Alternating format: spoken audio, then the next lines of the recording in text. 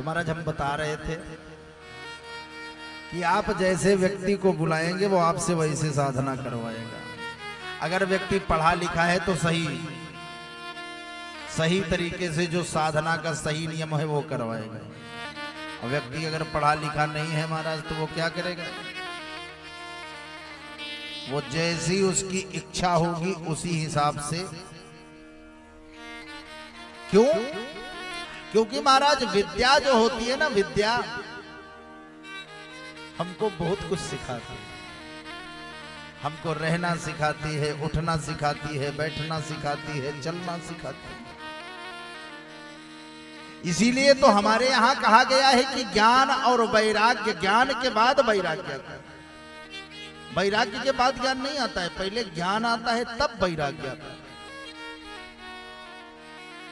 अच्छा देखी देखा अगर ज्ञानी बन जाए ना। एक बार क्या हुआ कि एक लड़की की नई नई शादी हुई भैया केटी जी। तो वो अपने घर पर कभी कोई काम धाम नहीं करती थी, हमेशा व्हाट्सएप, फेसबुक, रील बनाना, टेलीविजन देखना, यही सब। अच्छा जब शादी होने लगी तो उनके घर में एक बुढ़िया दादी थी। उन्होंने कहा अरे पागल, तेरा विवाह होगा तो ससुराल जाएगी तो कुछ तो लक्षण सीख ले, तो नहीं तो लोग हमारे ऊपर हंसेंगे। तो उसने कहा कि एक बात कोई बता दीजिए जिसको मैं करूं, मेरे ससुराल वाले सब जान लें कि मैं बहुत विद्वान हूं, बड़ी पढ़ी लिखी हूं, बड़ी संस्कारवान हूं। तो उन्होंने कहा तुम ऐसा करना कि जब जाना ससुराल तो सुबह उठ करके नहा करके तुलसी को जल देना और तुलसी की पूजा करना। कहा वो कैसे करना होगा? कहा वो तुलसी लगी है ना, बस उसी की पूजा करना, जल दे देना, थोड़ा सा हल्दी वल्दी चढ़ा के दीपक उपक जला देना, तो समझ लेंगे कि बड़े अच्छे घर से। तो हमारा ससुराल आई, सुबह सुबह नहा धो करके किसी ने कहा चाय पी लीजिए। कहा ना ना ना, हम जब तक तुलसी की पूजा नहीं करते हम चाय नहीं पीते। लोगों ने कहा वाह भाई बहुत सुंदर है। किसी ने कहा जल्दी जल्दी व्यवस्था करो। अब वो तुलसी की पूजा करने गई, जल चढ़ाया, अगरबत्ती दिखाई तो वहां पर भी एक बूढ़ी माता जी।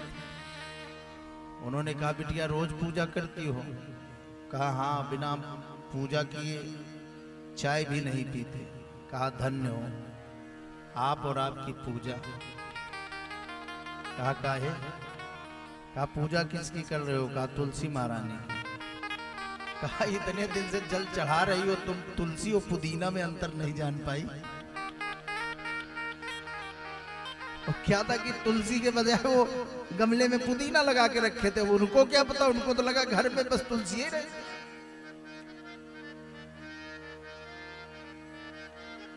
तो कहा क्या? कहा ये तुलसी नहीं, ये पुदीना है।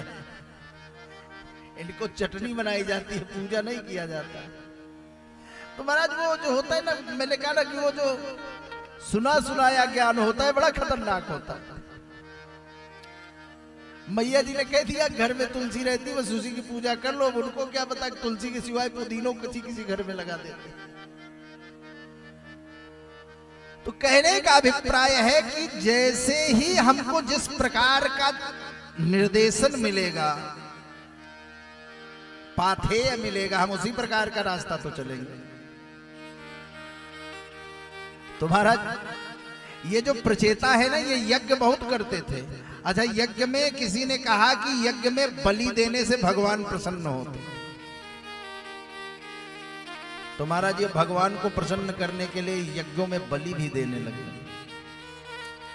हाँ है हमारे यहाँ कहीं ना कहीं विधान है, लेकिन बलि का मतलब क्या होता है पहले इसको समझ लीजिए। बलिदान कहते किसे? आजकल लोग बलिदान का मतलब बस एक ही जानते हैं कि किसी को लेकर के आओ, उसको मार दो, बलिदान हो गया। ये बलिदान नहीं है। बलिदान का मतलब है बलि ने 3 पग पृथ्वी दी थी। एक में भगवान ने अतल बितल सुतल तलातल रसातल पाताल नाप लिया, दूसरे में भूलोक भूरलोक जम्बूलोक सारे लोकालोक नाप लिया, जब कुछ नहीं मिला तो तीसरे में कहा, भगवान ने कहा तूने तो 3 पग कहा था, खाली 2 पग दे रहा है। तो बलि ने कहा था पदम तृतीयम पुरुषीष्ण में निजम, तीसरे पैर में आप मुझे नाप लीजिए। अपने आप को समर्पित कर देना उसे क्या कहते हैं? बलि कहते हैं, बलिदान कहते हैं। बलि का मतलब ये नहीं कि महाराज किसी के बच्चे को, किसी जीव की हत्या कर देना, ये बलि नहीं है महाराज। तो हमारे यहां बलि का विधान है। बलि का विधान कैसे है? हमारे यहां कहा जाता है जो हमारे यहां दुर्गुण है, दुर्विचार है, इनको क्या करो, इनको भगवान के ऊपर बलिदान करो। लेकिन महाराज समाज में तो हमने बताया ना कि आपको व्यक्ति जिस प्रकार की व्यक्ति जैसे रहेगा वैसे ही साधना करवाएगा। तो महाराज जो मांस भक्षी लोग रहते थे वो कहते थे नहीं बलिदान करो। एक दिन प्रचेता खड़े थे, नारद जी आए, और जब नारद जी आए ना तो नारद जी से उन्होंने पूछा, कहा सरकार हम खूब यज्ञ कर रहे हैं। कहा तब? कहा ये बताइए कि हमको स्वर्ग में कौन सा स्थान मिलेगा? नारद जी ने कहा स्वर्ग में? कहा हाँ। कहा चलो दिखाता हूं। महाराज उनको ले गए, आकाश की तरफ दिखाए ना, तो वहां से बड़े बड़े सींग वाले भैंसे, बकरे, ये सब उनको घूर घूर कर देख रहे थे। अरे जैसे देखा डर गए। कहा महाराज ये कौन है? कहा ये वही हैं जिनको तुमने काटा है। तो उन्होंने कहा हम तो भगवान को प्रसन्न करने के लिए ये सब करते थे, भगवान हमको मिल जाए इसलिए करते थे। नारद जी ने कहा भगवान आपसे दूर ही कब गए थे? भगवान आपसे कब दूर गए थे? कहा भगवान इंसान से कभी दूर नहीं जाते हैं, बस अंतर यह होता है कि इंसान भगवान को देख नहीं पाता। ये कथा समझिए, इंसान भगवान को देख नहीं पाता, किसके? माया के चक्कर में।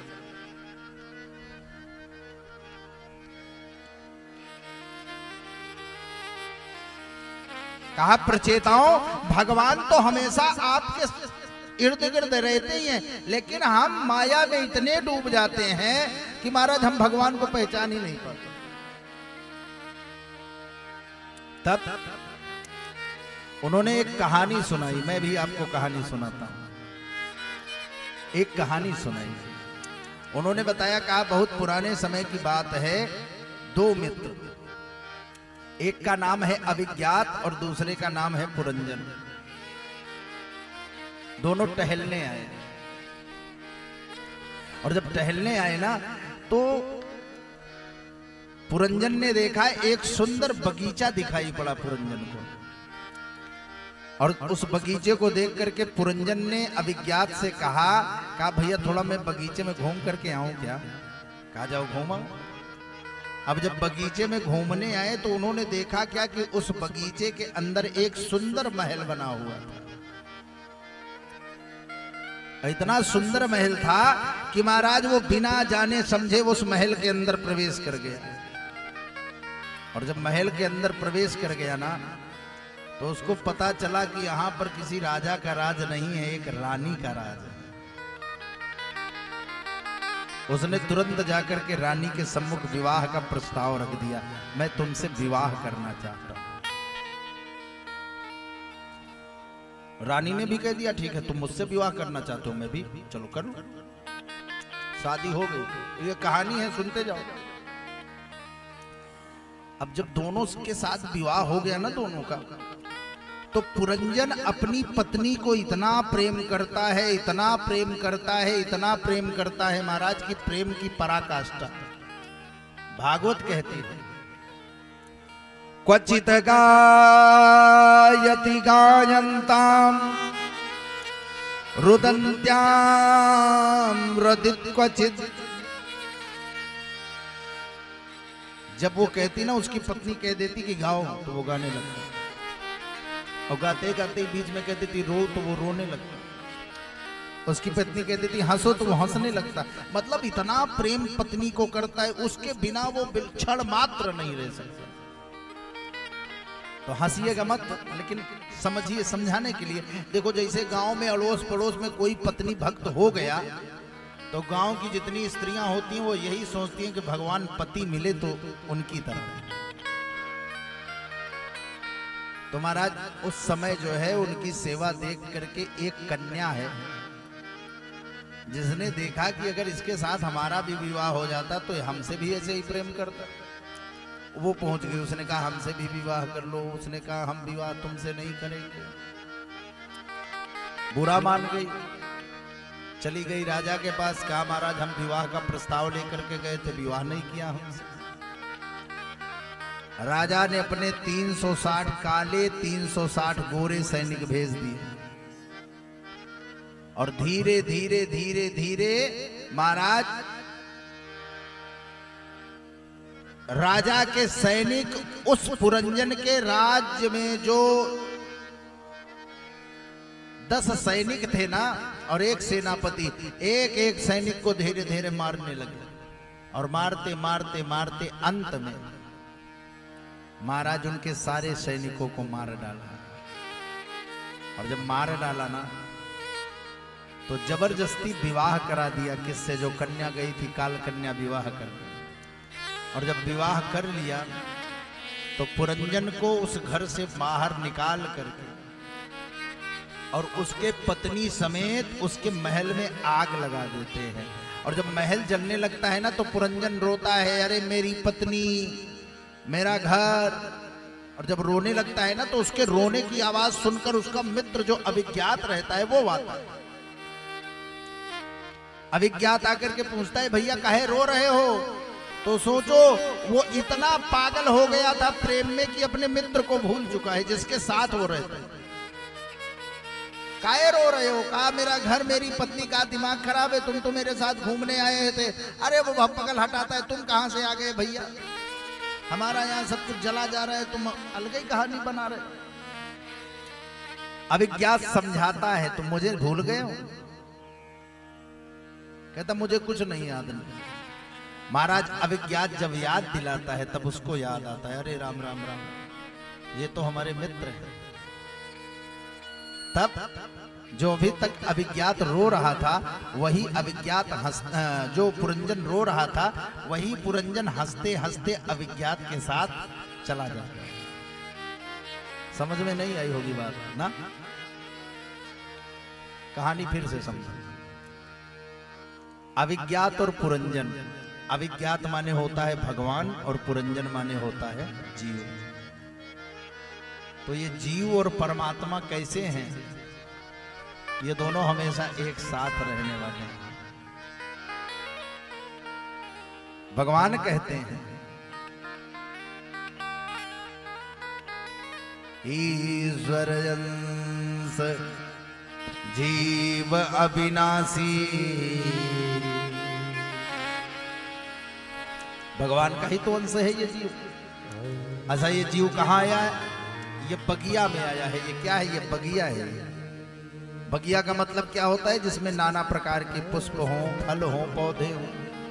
तो इसमें नाना प्रकार के पुष्प है ना, कुछ छोटे हैं, कुछ बड़े हैं, कुछ बहुत वृद्ध हो चुके हैं, कुछ टूटने वाले हैं। अच्छा इस बगिया में जब आया ना तो वो घूमते घूमते कहाँ आया? बागीचे में आया। तो उसने देखा किसको? इस महल को देखा, ये शरीर रूपी महल। अच्छा इसमें अंदर प्रवेश किया तो इस शरीर के अंदर किसका राज चलता है? हाँ क्या हो रहा है?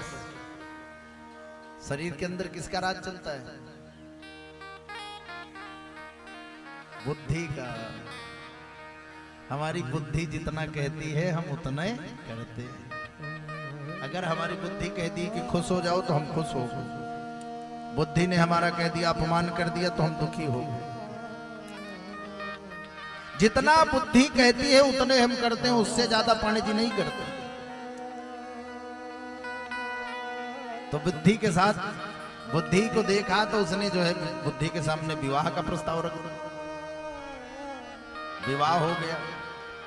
अब जितना हमारी बुद्धि कहती है उतना ही हम करते हैं। बुद्धि ने कहा हंसने लगो तो हम हंसने लगे, उसने कहा रो तो हम रोने लगे।